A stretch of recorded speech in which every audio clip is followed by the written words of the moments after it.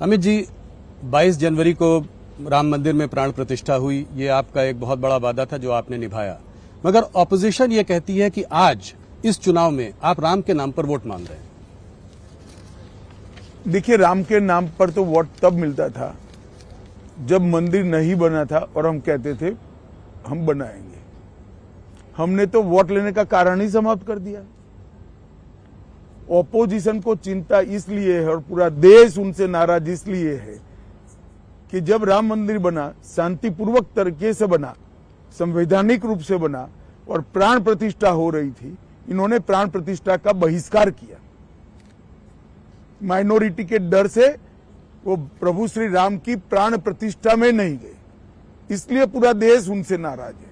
हमने कभी ये नहीं कहा कि राम मंदिर बनाया इसलिए हमें वोट दीजिए, मगर पूरे देश की जनता जानती है 70 साल से ये लोग अटका कर रखे थे। मोदी जी ने 5 ही साल में केस भी जीता, भूमि पूजन भी किया और प्राण प्रतिष्ठा भी कर दी, और आज भव्य राम मंदिर समग्र देश को आह्लादित करने वाला राम मंदिर बना है। अमित जी, एक आखिरी सवाल हिंदू मुसलमान की जो चर्चा रही उस पर मुझे आपसे पूछना है।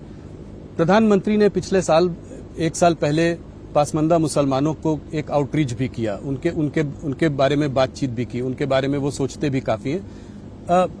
एक तरफ ये बात हो रही है और एक तरफ ये, इसमें कॉन्ट्राडिक्शन नहीं है? जरा भी नहीं। प्रधानमंत्री जी ने सिर्फ पसमानदा मुसलमानों को आउटरीच नहीं किया है जी, ट्राइबल्स को भी किया है, दलित को भी किया है, पिछड़ा वर्ग को भी किया है, गरीबों को किया है, किसानों को किया है, मातृशक्ति को, महिलाओं को किया है, युवाओं को भी किया है।